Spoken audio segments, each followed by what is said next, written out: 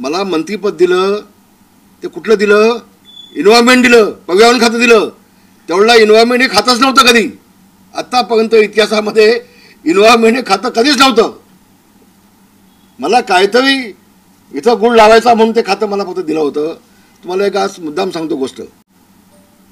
सुभाष देसाईंना त्यांचं महामंडळ दिलं, दिवाकर रावतेंना त्यांचं महामंडळ दिलं. मी ज्यावेळेला पदवीनंतर महामंडळ मागायला गेलो कोणाकडे? मुख्यमंत्र्यांकडे, देवेंद्र फडणवीस. मग देवेंद्र फडणवीस मी चिडल्यानंतर मला आतमध्ये घेतला. मला म्हटले भाई जरा आतमध्ये या. मला म्हटले रामदास भाई, उद्धवजींनी मला सांगितलंय रामदास भाईंना महामंडळ द्यायचं नाही. मी तुझा म्हणून शपथ घेऊन सांगतोय आज, हे वास्तव आहे. आणि मग जेवढला मी गेलो उद्धवजींकडे की उद्धवजी, देवेंद्रजी म्हणतात तुमचं नाव सांगतायत. हो नाही, तुम्हाला मिळणार नाही ते. मला फक्त नामधावी लोक हसतील म्हणून मला ते दिलं होतं. माझ्या मुलाला पण तिकीट दिली जात नव्हती.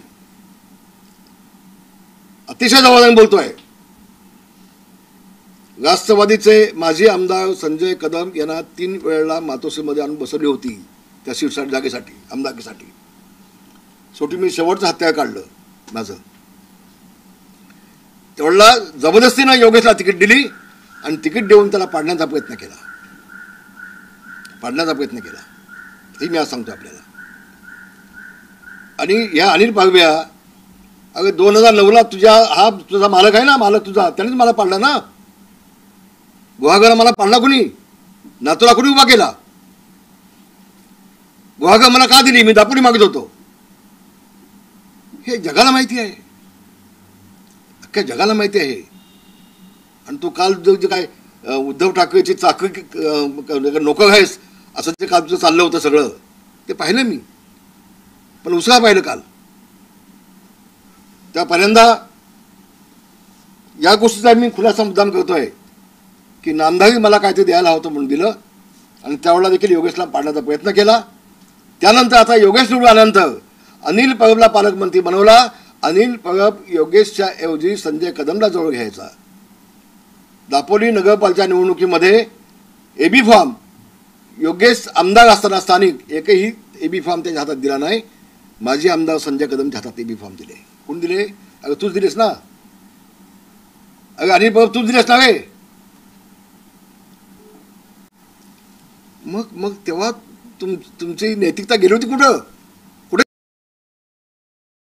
योगेशच्या सगळ्या कार्यकर्त्यांची हकालपट्टी केली आणि राष्ट्रवादीच्या लोकांना तिथं नियुक्ती केली. तूच केलीस जाहीरपणे दापोलीत जाऊन.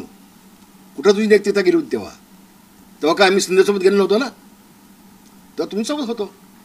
पण जगातला एकमेव नेता आहे, आपल्याच नेत्याला संपवायचा, आपल्याच आमदाराला संपवायचा. हा तुझ्या मालकाने केला, उद्धव ठाकरेंनी. त्याला विचार ना, तू त्याला विचार ना. आणि म्हणून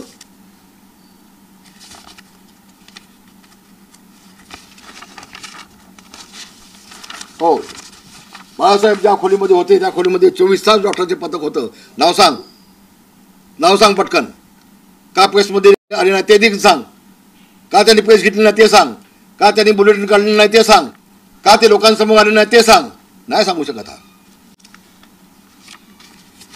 रामदास कदमांनी खोटे आरोप केले आहेत. मी आरोप केले नाहीत, मी संशय व्यक्त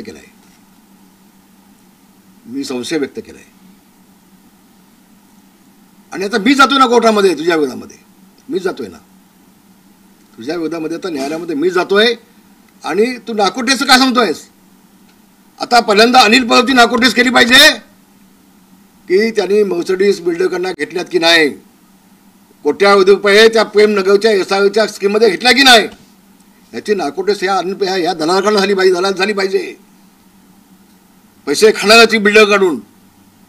आणि हे प्रकरण मी काढलंय, ही फाईल माझ्याकडे आहे. आता मी हे बोलणार आहे.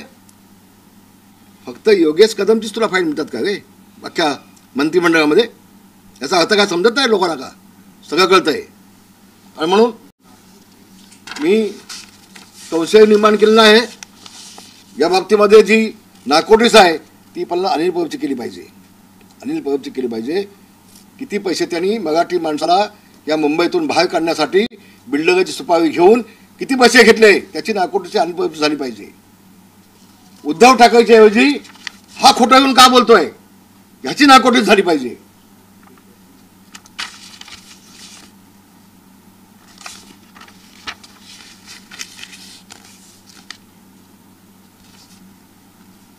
त्यांनी म्हटलंय की मेलेल्या माणसाचे ठसे घेऊन त्याचा उपयोग काय असतो तो तुला माहिती ना, मी कसं सांगू.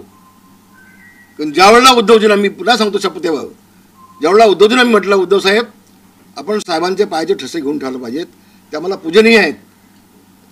नाही रामदास भाई मी त्यांच्या हाताचे ठसे घेऊन ठेवले, हे उद्धवजींचे शब्द आहेत. आणि म्हणून म्हटलं आमच्या दोघांची नाकोटी व्हावी.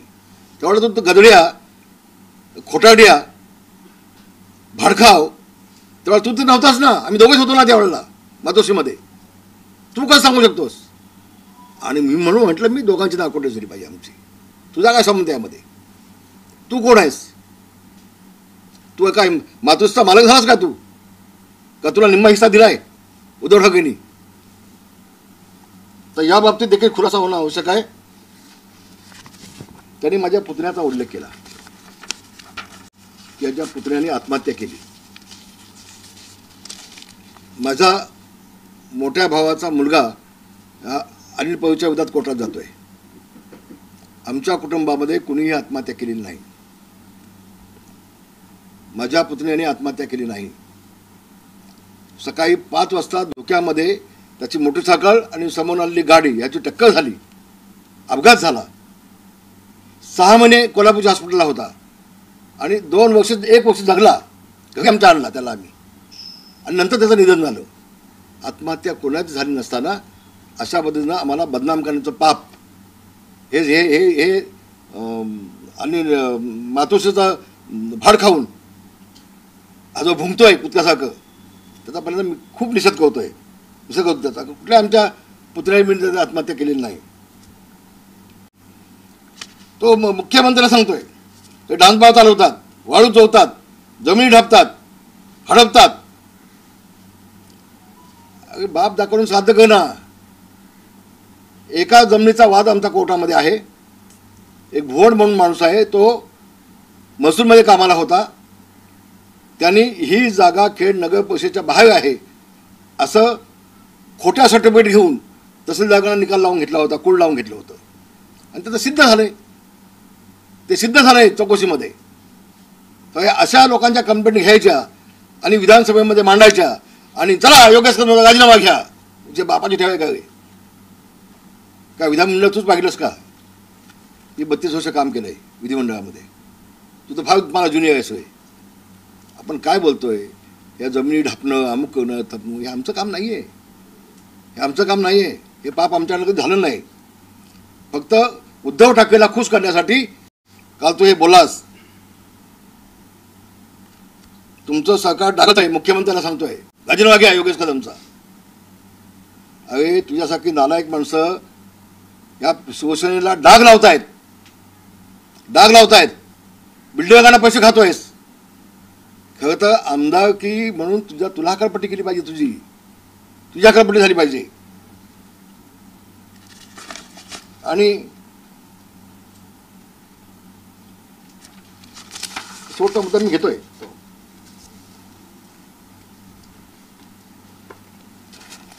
हे जे केबल चालवतो अनिल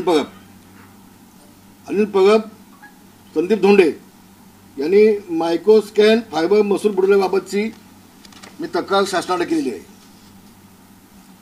कोट्यावधीचा महसूल या अनिल परबनी बुडवला आहे शासनाचा. याबाबतची सगळी माहिती मी मुख्यमंत्र्यांना पाठवतोय. हा चोर आहे, चोरी करतोय शासनाची अनिल परब.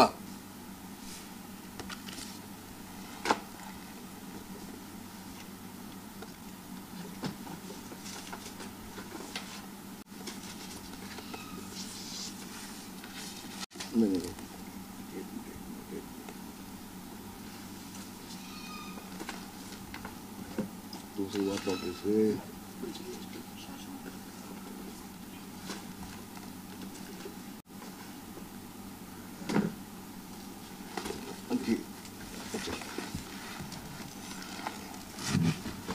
ती खालचं ही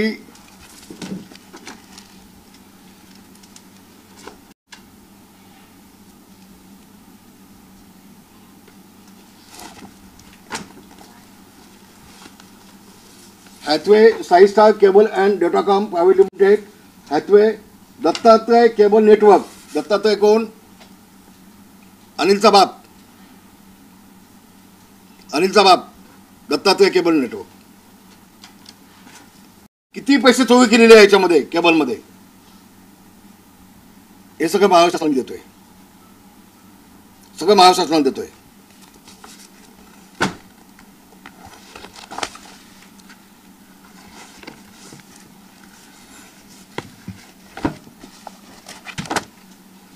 मुलीचं नाव माहिती कुठे आहे? नाही ग,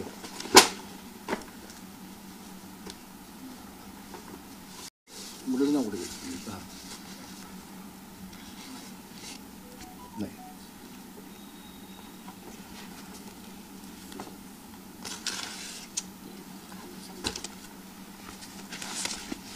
त्यांनी अक्षरशः हैवाग मांडला केबलमध्ये. मी त्यांच्या केबलच्या ज्या बोगस कंपनी आहेत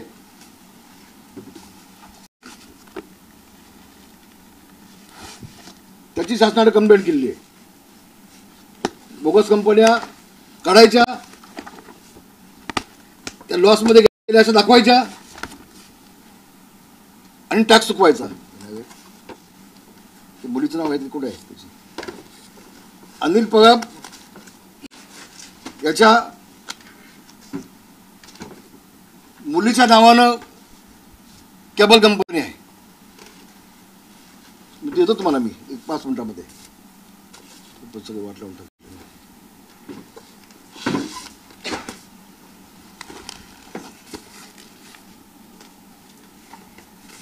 दत्तात्रय नेटवर्क बघू.